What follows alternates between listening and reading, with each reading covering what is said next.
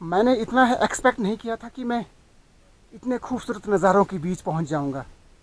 शिमला में रहने के बावजूद, शिमला का लोकल होने के बावजूद आज मैं यहाँ पर पहली बार आया हूँ।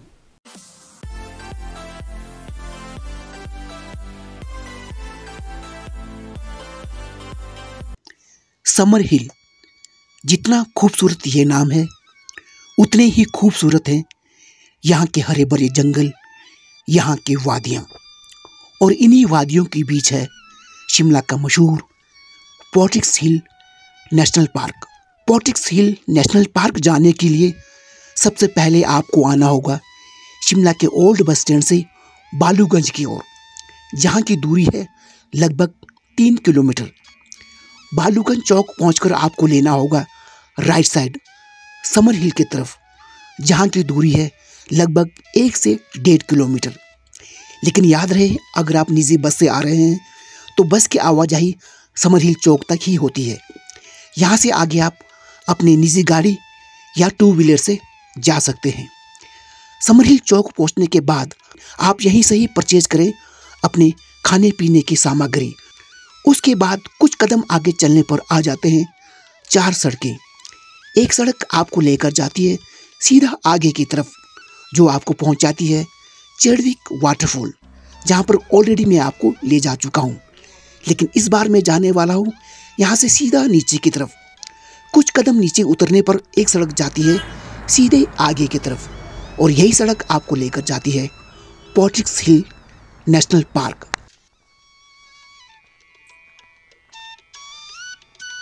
दोस्तों, जैसे जैसे मैं आगे बढ़ता गया, हरे भरे वादियों ने मेरा स्वागत किया। सच मानो, आज अपने आप को इस नेचर के बीच पाकर मैं काफ़ी फ्रेशनेस महसूस कर रहा था। लेकिन कुछ कदम आगे चलने पर आ जाते हैं कुछ एक भवन। पूछे जाने पर पता चला कि ये है यहाँ के बॉयज़ हॉस्टल। बॉयज़ हॉस्टल को क्रॉस करने के बाद मैं पहुँचा एक ऐसी जगह जहाँ पहुँचकर मुझे काफ़ी अच्छा लगा, और ये था यहाँ का पार्किंग पॉइंट, जहाँ से आगे अब गाड़ियाँ ले जाने की अनुमति नहीं होती है। पोर्टिक्स hill nature park eco tourism society, तो लगता है ये वाला पॉइंट जो है ये टूरिज़्म के अंडर है। रास्ता जो है वो यहाँ से नीचे की तरफ है, लेकिन यहाँ कुछ लोगों ने गाड़ियाँ अपनी पार्क कर रखी है। शायद जो लोग इस तरफ आते होंगे वो अपनी गाड़ियाँ यहीं पर ही पार्क करते होंगे शायद। तो चलते हैं यहाँ से नीचे की तरफ। यहाँ से आगे गाड़ी ले जाना वर्जित है। उल्लंघन करने पर नियमानुसार कानूनी कार्रवाई की जाएगी। तो यहाँ से आगे शायद गाड़ी ले जाने की अनुमति जो है वो नहीं है।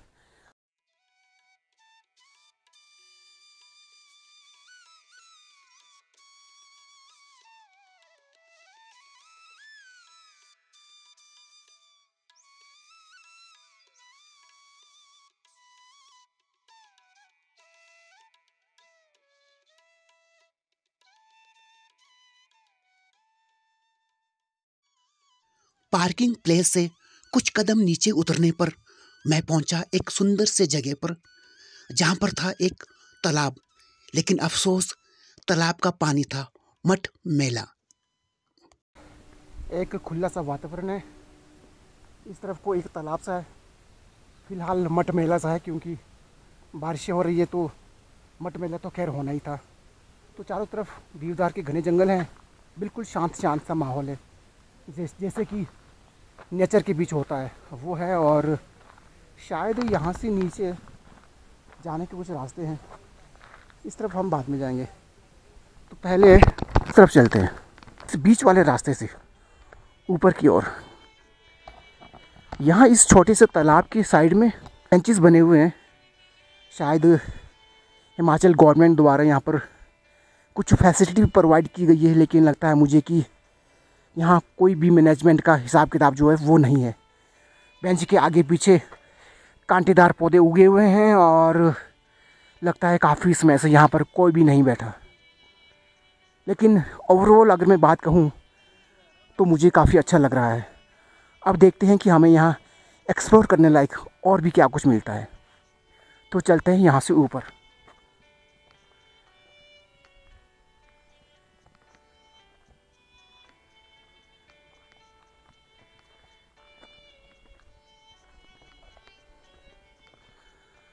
ओहो हो, एक खुला सा मैदान है, घास का मैदान।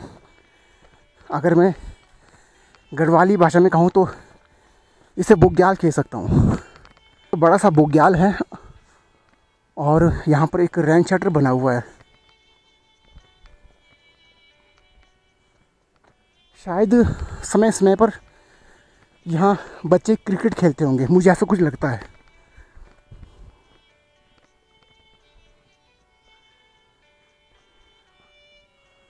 ओहो, इस रेन शटर के हालात खस्ते हैं। बीच में लोगों ने शायद आग जलाए थे। आग के जो राख होते हैं वो चारों तरफ फैला हुआ है और दीवारों पर आशिकों ने अपना नाम लिख रखा है। सुरेंद्र लव्स सरिता, बॉबी लव्स बंटी। घास के मैदान के एक तरफ रखे हुए थे कुछ एक ऐसी चीज़ें जहाँ पर बच्चे एक्टिविटी करते हैं, लेकिन आज ये दिल भी बच्चा हो चला था। आज वो अल्फाज याद आ रहे हैं, कहते हैं दिले नादान तुझे हुआ क्या है, आखिर इस दर्द का दवा क्या है। एक इधर भी है, ये शायद काफ़ी टफ है। काफ़ी देर शरारत करने के बाद मैं निकल पड़ा आगे की तरफ, लेकिन यहाँ पर लगा हुआ था एक गेट जो कि अक्सर पार्क में देखे जाते हैं। अब शायद लगता है कि यहाँ पर पहले कोई गेट था। पूरा जज हो रहा है कि यहाँ पर कोई गेट था, लेकिन अब शायद रख रखाव की यहाँ पर कमी है, ऐसा मुझे लगता है। जैसे जैसे मैं आगे बढ़ता गया, नेशनल पार्क और भी क्लीन और ग्रीन होता गया। मेरे पाँव ऐसे लग रहे थे कि मानो कह रहे हो कि तुम बढ़ते चलो, बढ़ते चलो और बढ़ते चलो। काफ़ी देर आगे चलने पर मुझे दिखा एक तालाब जिसका पानी था एकदम साफ सुथरा, जिसे कहते हैं नीट एंड क्लीन। इस हरे भरे नेचर के बीच इस तालाब को देखकर मुझे काफ़ी अच्छा लगा और काफ़ी देर यहाँ रुकने पर मैं निकल पड़ा यहाँ से ऊपर की तरफ। सच मानो तो आज पता ही नहीं चल पा रहा था कि मुझे जाना कहाँ है, क्योंकि इन दिनों टूरिस्ट सीज़न नहीं है और अब तक मुझे यहाँ पर मेरे सिवा कोई भी नहीं दिखा और ना ही यहाँ पर कोई गाइड करने वाला था। इसलिए जहाँ मुझे रास्ता दिखा मैं वहीं की ओर निकल पड़ा।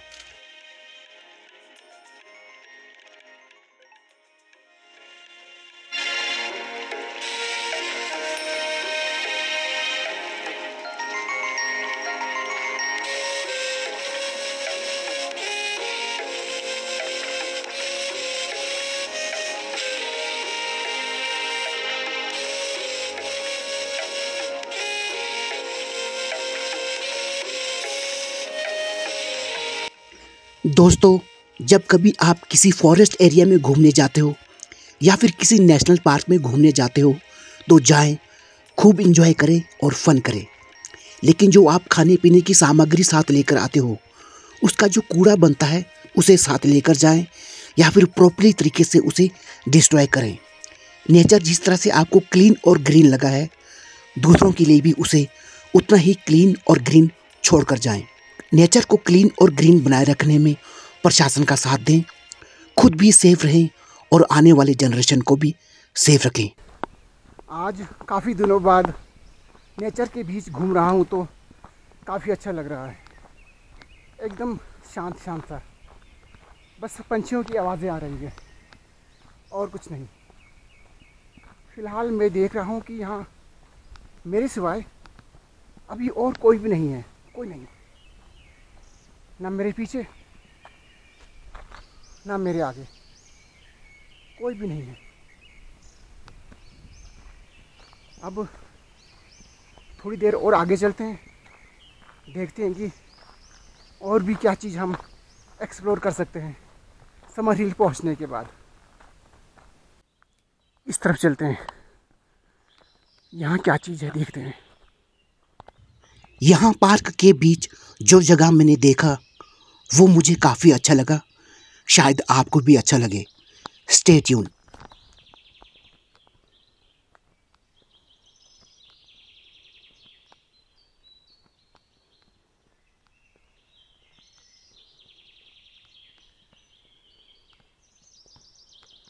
ये क्या चीज़ है?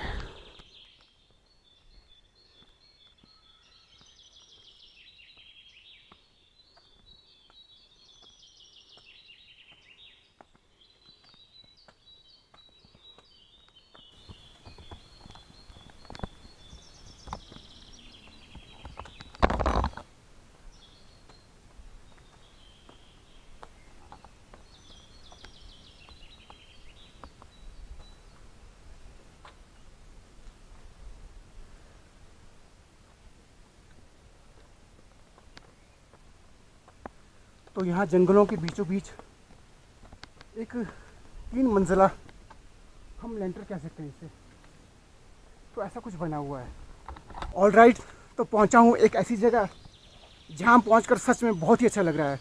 चारों तरफ आप देख पा रहे होंगे, बिल्कुल नेचर ही नेचर है और मैं हूँ नेचर के बीच। और वैसे भी इन दिनों चल रहे हैं बरसातें, और इस कारण क्या है कि बिल्कुल क्लीन और ग्रीन।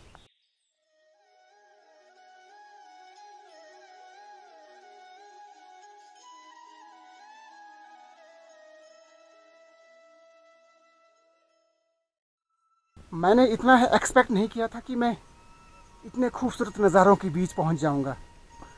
सच मानो यहाँ पर पहुंचकर बहुत ही अच्छा लग रहा है। वैसे तो इस चैनल पर जितने भी वीडियोस हैं वो नेचर से रिलेटेड हैं, आपने देखे होंगे। हर वीडियो में, हर व्लॉग में मैंने आपको कुछ ना कुछ दिखाने की कोशिश की है। खासकर नेचर तो मैंने आपको भरपूर दिखाए हैं। लेकिन फिर भी जब मैं किसी जगह पर जाता हूँ और अचानक पहुँच जाता हूँ नेचर के बीच, और वहाँ से देखने को मिलते हैं खूबसूरत नज़ारे, तो सच कहता हूँ दिल बाग बाग हो जाता है। इस तरफ को देखते हैं, यहाँ क्या है। नीचे से एक पैदल वाली सड़क है। अब ये सड़क आगे कहाँ लेकर जाती होगी, ये अगर कोई मिले तो पूछूं।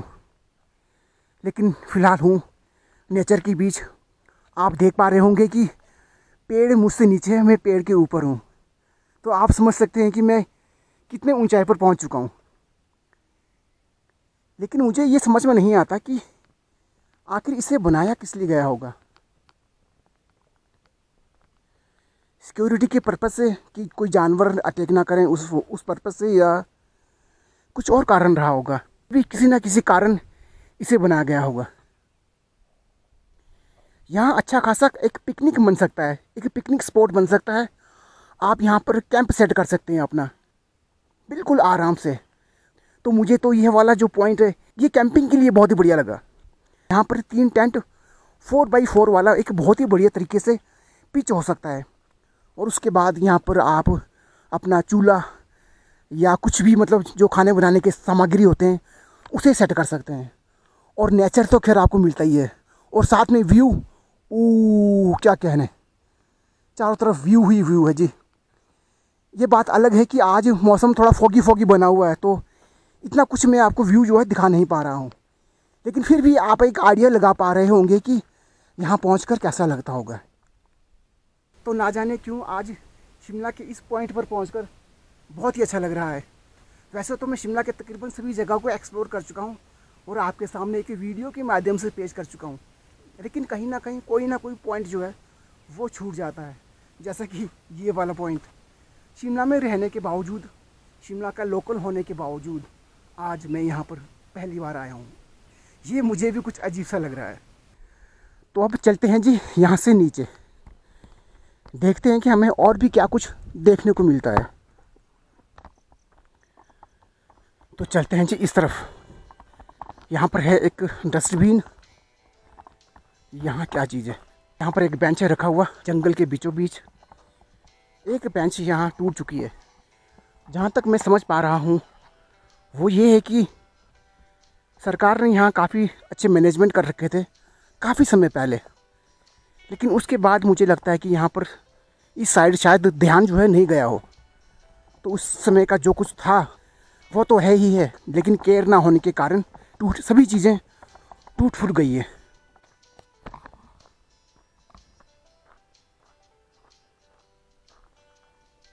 एक शेड इधर भी बना हुआ है, रेन शेटर। यहाँ पर भी है एक डस्टबिन। कुछ समझदार लोग थे जिन्होंने डस्टबिन को यूज़ किया है। लेकिन अफसोस कि डस्ट को कलेक्ट करने वाला गार्बेज मैन शायद यहाँ नहीं आते होंगे। यहाँ पर भी वही आशिकों ने अपने नाम लिख रखे हैं। ना जाने क्यों जब कभी मैं इस तरह का रेन शटर देखता हूँ या फिर कोई जैसे हवाघर होते हैं, वहाँ साइडों में आशिकों ने नाम पता नहीं क्यों लिख रखे होते हैं। पंकज लव्स, पता नहीं क्या लिखा हुआ है, आकाश अंकुर, सुजाता लव्स सुमित। ये आशिक नहीं मानने वाले हैं। इनको जहाँ जगह दिखती है वहीं पर ही अपना नाम खुद देते हैं, चाहे वो स्नो के ऊपर हो या फिर किसी रेत के ऊपर। तो चलते हैं यहाँ से आगे की ओर। तो इस तरह का हिसाब किताब है जी। चलते हुए मैं काफ़ी आगे आ चुका हूँ और अब मौसम भी ख़राब हो चला है। लगता है कि बारिश हो जाएगी, ऐसा लगता है मुझे। लेकिन अब जब आया हुआ हूँ यहाँ पर, तो सभी चीज़ों को एक्सप्लोर करना बनता है। कुछ चीज़ें रह ना जाए, फिर मन में वो बात रह जाएगी कि मैं वहाँ तक नहीं गया। तो चलते हैं, देखते हैं, शायद आगे कुछ और भी देखने लायक हो। एक चीज़ मैंने नोटिस किया, ये जो सड़क आप देख रहे हो, छोटी सड़क है, छोटी गाड़ी लायक, लेकिन अभी यहाँ से आगे एक गवर्नमेंट की गाड़ी गई है, बलेरो। तो शायद आगे कोई गवर्नमेंट का रेजिडेंस हो या कुछ भी हो सकता है, मेरे ख्याल से, मैं कह नहीं सकता। आगे तक जाकर आते हैं। तो फिलहाल नेचर जो है वो काफ़ी डेंस है। अब जानवरों का यहाँ पर क्या हिसाब किताब है ये मुझे नहीं पता, ना ही मुझे यहाँ कोई लोग मिले जिससे मैं पूछ सकूँ। कुछ एक लड़के मिले, यंगस्टर, वो सभी इधर उधर से आए हुए थे, कोई लोकल नहीं था यहाँ का, किसी को कुछ भी नहीं पता। जब मैंने लड़कों से यहाँ के बारे में पूछा तो किसी को कुछ भी पता नहीं था, सभी मुस्कुराने लग गए, जी जी जी, हाँ शायद, हाँ, उससे ज़्यादा किसी ने कुछ नहीं कहा। इस तरह का अजीब एक रास्ता बना हुआ आगे की ओर। देखते हैं कि ये रास्ते हमें कहाँ तक लेकर जाती है। कुछ कदम आगे चलने पर मुझे दिखा एक टूटा फूटा सा मकान, और मकान के आसपास कोई भी नज़र नहीं आ रहा था। लेकिन नेचर पार्क इतना बड़ा था कि ख़त्म होने का नाम ही नहीं ले रहा था। यहाँ पर छोटे छोटे से हट्स बने हुए हैं, हट से बनाए हुए।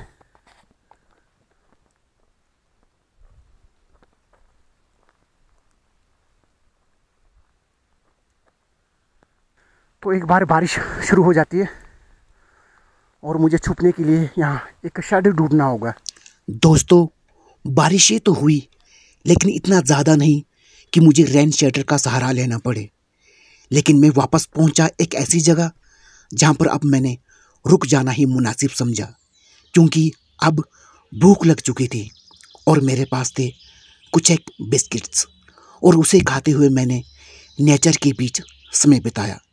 दोस्तों, नेचर के बीच समय बिताना किसी मेडिटेशन से कम नहीं है, ऐसा मेरा मानना है। काफ़ी देर वहाँ रुकने के बाद मैं निकल पड़ा वापस, लेकिन अब धुंध पड़ चुकी थी और ऐसे में वो गाना याद आ जाता है। कहते हैं, संसार की हर शय का इतना ही फसाना है, एक धुंध से आना है और एक धुंध में जाना है। ये राह कहाँ से है, ये राह कहाँ तक है, ये राज कोई राही समझा है ना जाना है। संसार की हर शय का इतना ही फसाना है, एक धुंध से आना है और एक धुंध में जाना है। शाम के 4 बजने को है, लेकिन ऐसा लग रहा है मानो शाम के 7 बज रहे हो। इस तरह का मौसम बना हुआ है, एकदम फॉगी। लेकिन दोस्तों, वापस जाने से पहले मैं निकल पड़ा एक दूसरी तरफ, क्योंकि यहाँ मुझे ढूंढना था मेरा आज का लास्ट डेस्टिनेशन, आज का लास्ट पॉइंट। काफ़ी देर ढूंढने पर मैं पहुँचा उस पॉइंट के पास जो कि आप देख रहे हो।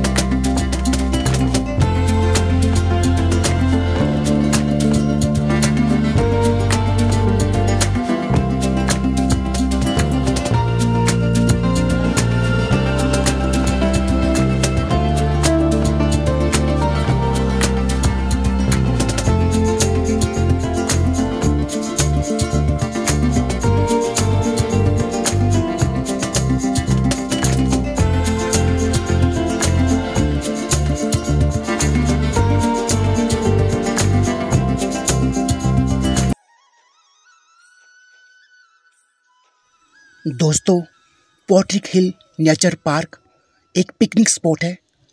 आप अपने फैमिली के साथ यहाँ आ सकते हो, अपने फ्रेंड्स के साथ यहाँ पर आ सकते हो। ये ज़्यादा दूर नहीं है, आप अपनी गाड़ी से या फिर अपने 2 व्हीलर से यहाँ पर आ सकते हो। दोस्तों, इस वीडियो में बस इतना ही। अगर आपको कुछ कहना हो, पूछना हो तो कमेंट करें। अगर चैनल पर नए हैं तो चैनल को सब्सक्राइब करें। मैं मिलता हूँ किसी और वीडियो के साथ। तब तक के लिए जय हिंद, जय हिमाचल।